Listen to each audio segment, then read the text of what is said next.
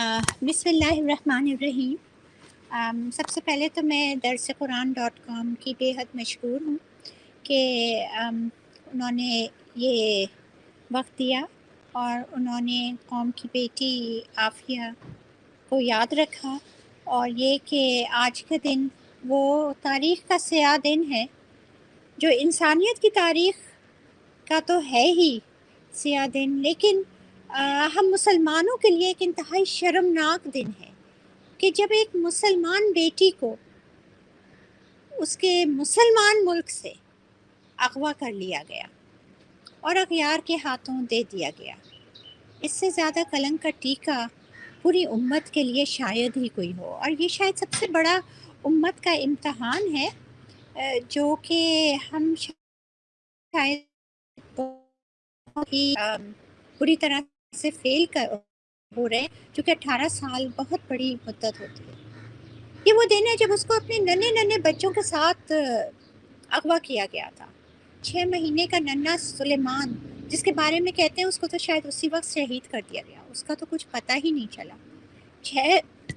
5 سال کا احمد اور 3 سال کی ننھی سی مریم، یہ معصوم ننھے بچے، ان تک کو نہیں چھوڑا، اور اٹھا کے کس چیز کے لیے، کیا مل گیا، کون سی عزت میں اضافہ ہو گیا، کون سا کیا ہو گیا، کس کے لیے، کس جرم میں،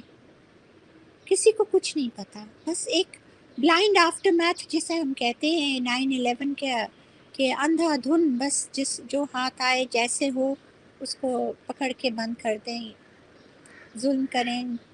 جس نے فون کر دیا اپنا کوئی ذاتی بدلہ لینا ہے وہ کرنا ہے، کچھ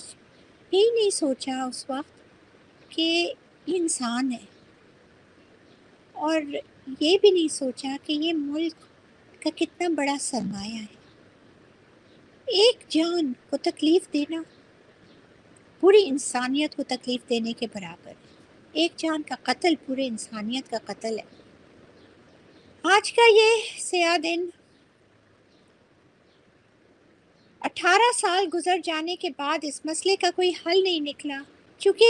ہم مسلمانوں کی روایت تو یہ ہے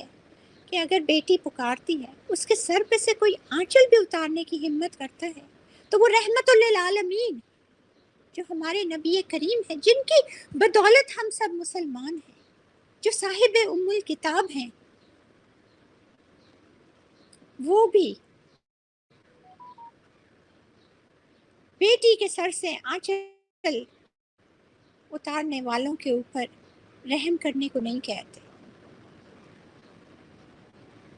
بیٹی اگر پکارتی ہے تو خلیفہ معتصم باللہ اب سیدھا دوڑا جاتا ہے اس بیٹی کی رہائی کے لیے،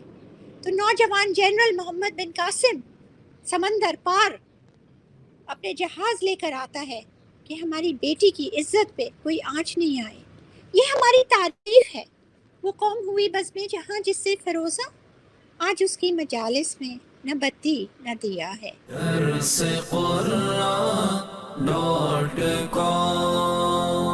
www.darsequran.com